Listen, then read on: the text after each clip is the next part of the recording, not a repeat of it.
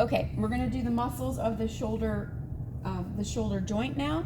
So I'm gonna start with the deltoid. Remember, the deltoid is one big muscle here, but we're gonna separate it to the anterior, the middle, and the posterior deltoid.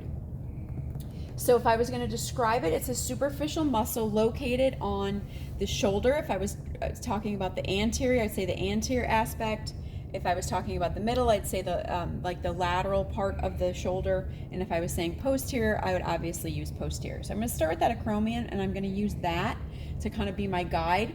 So if I have the anterior, I'm gonna find the acromion, and I'm just gonna slip right down anterior, and I'm gonna ask my patient to go ahead and flex their shoulder, and that's gonna be the anterior deltoid. Come back down. If I do the middle deltoid, I'm gonna find that acromion again and just slip down a little bit to the side and ask my patient to abduct the shoulder and come back down. And then if I want to do the posterior deltoid, I'm going to find the acromion and I'm going to drop just posterior to that, and I'm going to ask them to extend. Remember, when you're talking about the actions of these, they do other things than that, but those are the way that you're going to palpate it. Now I'm going to do the supraspinatus and the infraspinatus. So these are two of the rotator cuff muscles. So the most important thing, or the easiest way to find these, is to find that spine of the scapula, right? That's the easiest thing to find on somebody's shoulder in the back posterior aspect. So if I find that scapular spine, I know supraspinatus, super means it's above the spine, and infraspinatus means it's below the spine.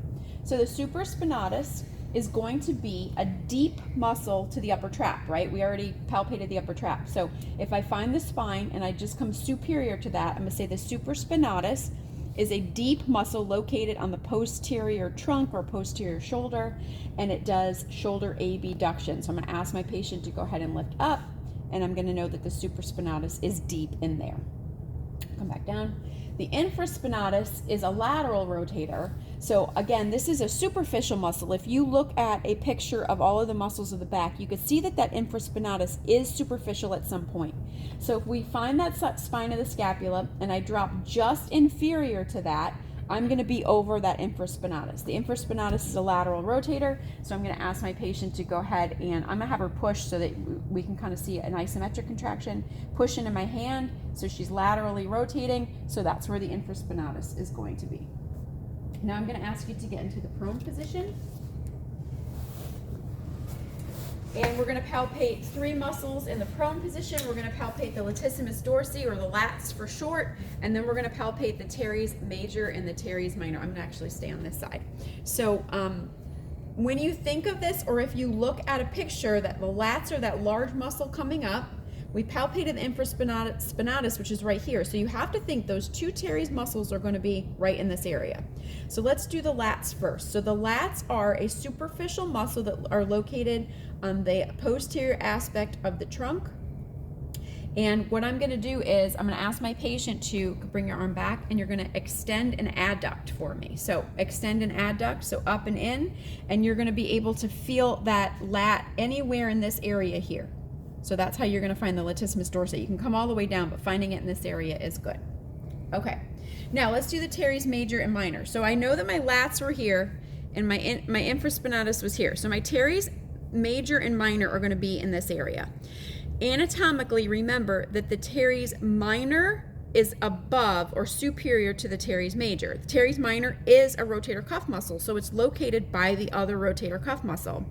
So if I have my patient bring their arm out, the teres minor does lateral rotation, and the teres major can assist in medial rotation. So the best way to find this is to think about infraspinatus is here, lats are here. It's got to be right in this area.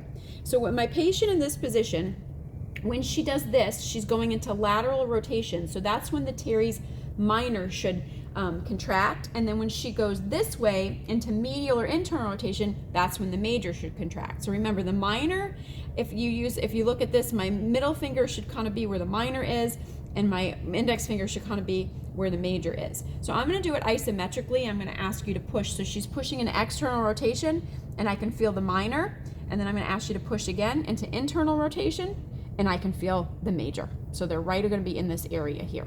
Find them together. They're superficial muscles located on the posterior trunk, but if you do lateral versus medial rotation, think of like piano keys. You can actually feel them popping up. Okay, the last muscles I'm going to ask my patient to get into supine.